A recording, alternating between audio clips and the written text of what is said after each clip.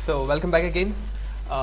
Immutable data types के बाद हम म्यूटेबल डेटा टाइप्स को देखेंगे कि म्यूटेबल डेटा टाइप्स के अंदर क्या चेंजेस हैं। ठीक है, तो इस वक्त म्यूटेबल डेटा टाइप्स का मतलब यहाँ पर ये है कि जहाँ पर आप डिक्लेरेशन के बाद आप उसे चेंज कर सकें। ठीक है, इम्यूटेबल जहाँ पर आप चेंज नहीं कर रहे थे, म्यूटेबल आप इसमें चेंज कर रहे हैं। तो इसमें हमारे पास 3 डेटा टाइप्स मौजूद हैं। सबसे पहले लिस्ट है, फिर डिक्शनरी है और फिर हमारे पास सेट है।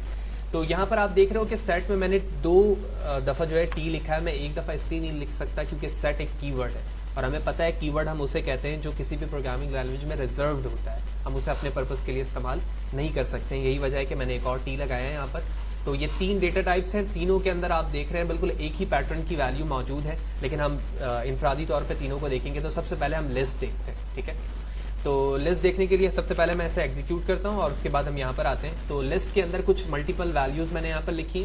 उसके बाद मैं यहाँ पर उसे चेंज करके 1 को रिप्लेस कर रहा हूँ एशिया में। ठीक है, तो 1 को जब मैं रिप्लेस करूँगा एशिया में तो 1 रिप्लेस हो जाएगा और यही मतलब हमारा किसका है, म्यूटेबल डेटा टाइप्स का है, जिसके अंदर आप डिक्लेरेशन के बाद वैल्यू को चेंज कर सकते हैं। और जब ये चेंज हो जाएगा इसका मतलब है कि हमारी जो वर्किंग है और बेसिक डेफिनेशन है वो बिल्कुल एक्यूरेट और सही चल रही है। तो क्या क्या काम किया गया है इसके अंदर? सबसे पहले तो मैंने लिस्ट को प्रिंट करवाया है यहाँ पर और उसके बाद मैंने कॉन्कैटिनेट करवाया इसमें एक नेम को। उसके बाद मैंने इसको रिपीटेट किया यानी रिपीटेशन की, मल्टीप्लाई बाय 2 लिखा, 2 टाइम हो जाएगा, 5 लिखूंगा 5 टाइम हो जाएगा।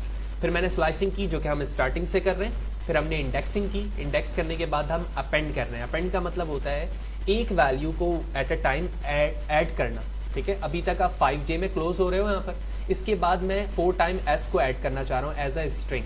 ठीक है, इसके बाद मैंने उसकी वैल्यू को प्रिंट करवाया। इसके बाद जिस तरह से अपेंड एक वैल्यू को ऐड करता है, अगर मैं एक से ज़्यादा वैल्यू को ऐड करवाना चाहता हूँ तो मैं एक्सटेंड को इस्तेमाल करूँगा। जहाँ पर आप देख रहे हो मैंने 3 वैल्यूज़ को ऐड करवाया और ये तीनों वैल्यू इस वैल्यू के बाद ऐड होंगी। ठीक है, तो यहाँ पर 4 टाइम S है, मैं इसको 1 कर देता हूँ ताकि डिस्टिंग्विश करना आसान हो जाए।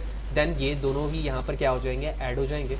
इसके बाद मैं इंसर्ट करा रहा हूँ। इंसर्ट, अपेंड और एक्सटेंड, ये तीनों पे डिफरेंस अक्सर इंटरव्यू में पूछा जाता है कि इनमें डिफरेंसेस क्या है, क्यों हम इन्हें इस्तेमाल कर रहे होते हैं। तो सबसे पहले तो अपेंड हमने समझा जब हमें एक वैल्यू ऐड करवानी हो जो कि लास्ट में हो। उसके बाद हमने एक्सटेंड को देखा, एक से ज़्यादा वैल्यू ऐड करवानी है मुझे, लेकिन अब मैं चाह रहा हूँ कि वैल्यू इंसर्ट तो हो, ऐड तो हो, लेकिन वहाँ पर हो जहाँ पर मैं खुद चाह रहा हूँ। तो पहले पैरामीटर में मैंने इंडेक्स नंबर बताया, यानी 0 इंडेक्स नंबर पर जहां पर इस वक्त पहले 1 था, बाद में वो 1 रिप्लेस हो गया एशिया से। देन उसी एशिया की जगह पर क्या हो जाना चाहिए, हुसैन ऐड हो जाना चाहिए। फिर उसके बाद हमने लास्ट में देखा पॉप, जो कि प्रीवियस एग्जाम्पल पे भी देख चुके हैं कि जो लास्ट में वैल्यू होती है वो वहां से डिलीट हो जाती है, पॉप हो जाती है, यानी निकल जाती है। ठीक है, तो ये कुछ इसके फंक्शंस थे जो कि लिस्ट के अंदर इस्तेमाल हो रहे हैं एक डेटा टाइप वेरिएबल में। Now it's time to execute by using shift plus enter command and here it is। तो आप देख रहे हो सबसे पहले हमारे पास वही वैल्यू प्रिंट हुई जो हमारे लिस्ट में मौजूद है। फिर मैंने फहद उसमें कॉन्कैटिनेट करवाया, आप देख रहे हो। फिर मैंने स्लाइस किया यहाँ पर। उसके बाद फिर 0 इंडेक्स नंबर की वैल्यू जो कि यहाँ पर एशिया है 1 रिप्लेस हो चुका है, यहाँ पर प्रिंट हो रही है। फिर मैंने अपेंड करवाया SSS को, आप यहाँ पर देख रहे हो वैल्यू अपेंड हो चुकी है SSS।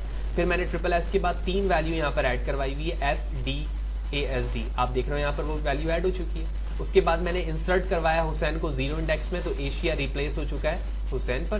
देन उसके बाद मैंने क्या किया, पॉप करवाया है। तो पॉप कौन सी वैल्यू हुई, जो सबसे लास्ट में।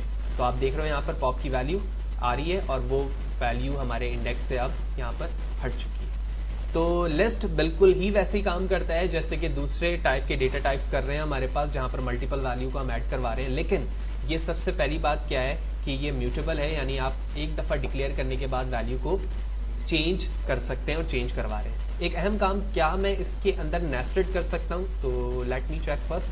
मैं इस लिस्ट की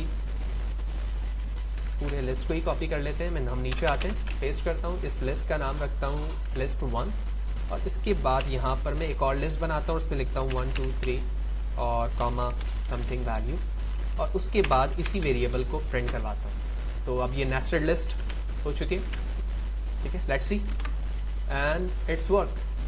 आप देख रहे हो यहाँ पर कि नेस्टेड लिस्ट बिल्कुल उस तरह से जिस तरह नेस्टेड टपल हमारे पास ऐड हो रही थी, बिल्कुल इसी तरह से नेस्टेड लिस्ट भी हमारे पास ऐड हो सकती है, जहां पर आप मल्टीपल डेटा को एक्सेस कर सकते हैं। स्लाइसिंग का बिल्कुल वही तरीका है। अगर आप 0 से करेंगे तो ये लेफ्ट साइड से स्टार्ट होगा और -1 से करेंगे तो ये राइट हैंड साइड से आप इसको पॉप कर सकते हो, आई मीन रिट्रीव कर सकते हो उसको डेटा को। लिस्ट के बाद दूसरा डेटा टाइप हमारे पास डिक्शनरी है। डिक्शनरी क्या चीज़ है, जिस तरह से आप इंडेक्स में किसी वैल्यू को जब चेक कर रहे होते हो किसी पेज को, तो ना सिर्फ टॉपिक का नाम लिखा होता है बल्कि उसका एक पेज नंबर होता है। तो डिक्शनरी के अंदर भी यही होता है कि आप अपने वर्ड को इंडेक्स नंबर से नहीं बल्कि अपने बनाए हुए किसी की से स्टोर करवाते हो।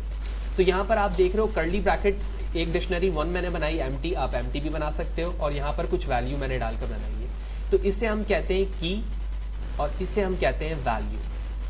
तो 1 इसका की है, जबकि इसमें जो फहद लिखा हुआ इन्वर्टेड कॉमा में वो उसकी वैल्यू है। तो इस वक्त मैंने फहद को 1 नंबर की में स्टोर किया हुआ है।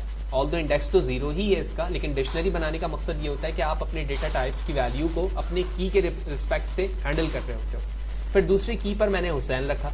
फिर तीसरे में जगह पर मैंने जानबूझकर डेलिबरेटली यहाँ पर वैल्यू की जगह स्ट्रिंग लिखा। ये लिखने का मकसद ये है कि आप की में नंबर ही नहीं बल्कि डिफरेंट डेटा टाइप की वैल्यू को भी इस्तेमाल कर सकते हैं। यानी आप चाहें तो स्ट्रिंग यूज कर सकते हैं, फ्लोट डबल भी इस्तेमाल कर सकते हैं। इसके बाद अब यहाँ पर वो फंक्शंस आते हैं जो इंटरनली आपको पाइथन प्रोवाइड करता है किसी भी डेटा टाइप के लिए। तो सबसे पहले मैंने कहा कि डिक्शनरी का जो की नंबर 1 है उसको मुझे एक्सेस करना है। पहले आपको याद होगा हम यहाँ पर इंडेक्स नंबर लिखा करते थे, लेकिन अभी हम क्या लिख रहे हैं, यहाँ पर इसकी की वैल्यू लिख रहे हैं। फिर इसके बाद मैंने कहा कि इसकी लेंथ कितनी है डिक्शनरी की, LEN4।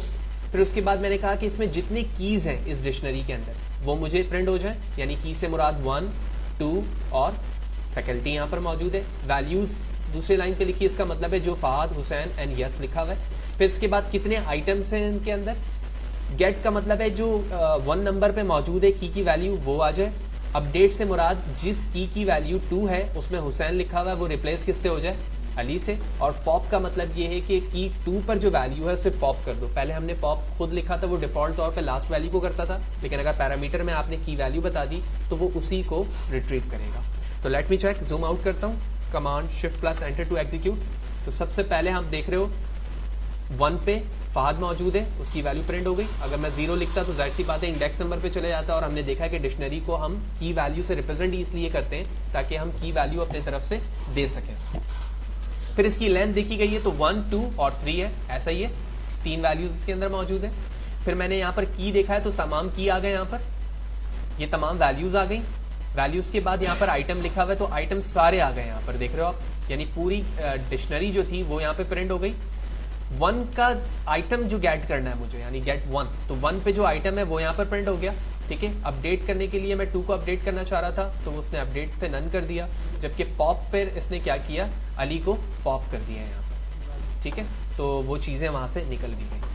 तो डिक्शनरी बड़ी यूनिक डेटा टाइप है पाइथन के अंदर, जहाँ पर आप मल्टीपल वैल्यूज़ को हैंडल करते हैं और हैंडल करने के साथ साथ उसमें आप की डिफाइन करते हैं ताकि आप एक्सेस करना आपके लिए आसान हो। की सिर्फ नंबर ही पे नहीं बल्कि स्ट्रिंग पे भी हो सकती है, जो कि हमने यहाँ पर देखा है, और बाकी तमाम सिनेरियो जो डिफरेंट डेटा टाइप्स का हम प्रीवियसली देख चुके हैं वो भी बिल्कुल वैसे ही काम करेगी।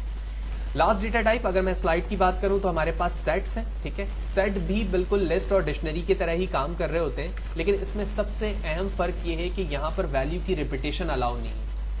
तो रिपीटेशन से मुराद ये है कि आप एक दफ़ा ही एक वैल्यू को लिख सकते हैं, एक से ज़्यादा दफ़ा नहीं लिख सकते। लेकिन जो प्रीवियस डेटा टाइप्स थी उसमें हमने देखा आप जितनी दफ़ा एक वैल्यू को रिपीट करना चाहें आप कर सकते हैं।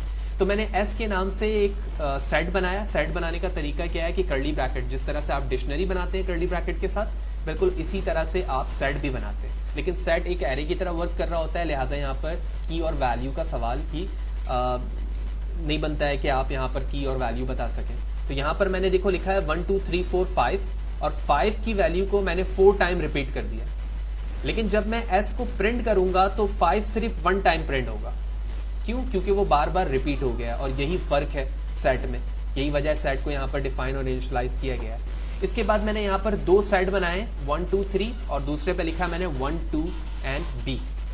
इसमें 3 हमारे फंक्शंस इस्तेमाल किए जाते हैं बेसिक। ठीक है, इसके अलावा भी आप जो हम प्रीवियसली देख चुके हैं वो कर सकते हैं, जिसमें सबसे पहले हमारे पास है यूनियन, यूनियन का साइन ये रहा, फिर है इंटरसेक्शन और उसके बाद है माइनस। हमें पता है यूनियन में क्या होता है, वैल्यू तरतीब से लिख जाती है, सेट 1 की और सेट 2 की। इंटरसेक्शन पे हम जानते हैं कि सेट ए जो है सेट बी से मैच होता है, और जो वैल्यू मैच हो रही होती हैं सिर्फ वही प्रिंट होती हैं। तो यहाँ पर 1 और 2 प्रिंट होना चाहिए। ठीक है, मैं जूम करता हूँ, और तीसरे पर माइनस कर रहा हूँ, तो मैं इसका मतलब ये है कि इसकी वैल्यू इससे क्या हो जाएगी, माइनस हो जाएगी। ठीक है, तो लेट मी चेक, प्रिंट करता हूँ। तो आप देख रहे हो सबसे पहले s की वैल्यू प्रिंट हुई without repetition of value, 5 one time है। फिर यहाँ पर आप देख रहे हो कि इसने क्या किया, इंटरसेक्शन यूनियन किया, तो 1 2 3 और b लिख दिया। फिर इसने वो किया इंटरसेक्शन, तो उसमें दो वैल्यू मैच हो रही थी, वो लिख दिया। और माइनस में 1 1 0 2 2 0 और 3 की वैल्यू माइनस नहीं हो सकती, लिहाजा उसने डायरेक्टली क्या किया कि 3 की वैल्यू एज इट इज लिख दिया, क्योंकि S1 को माइनस करना था S2 से। तो ये कुछ बेसिक डेटा टाइप्स की कुछ वैल्यूज थी जो कि हमने प्रीवियस कुछ सेशन से डिस्कस किया कि 6 डेटा टाइप्स की वैल्यू किस तरह से हैंडल की जाती है। ठीक है, मैं कोड जो है वीडियो की डिस्क्रिप्शन पे ऐड कर दूंगा, वहाँ से आप डाउनलोड कर सकेंगे। तो ये कुछ बेसिक डेटा टाइप्स थी, ठीक है, जिसके बिहाफ पर आप फर्दर आगे काम करते हो कि डेटा टाइप्स क्या है, इम्यूटेबल और म्यूटेबल से क्या मुराद है, ये हमने डिस्कस किया। इन तीनों को डिस्कस किया, नंबर, स्ट्रिंग, टपल, और उसके बाद हमने म्यूटेबल के अंदर लिस्ट, डिक्शनरी और सेट को देखा।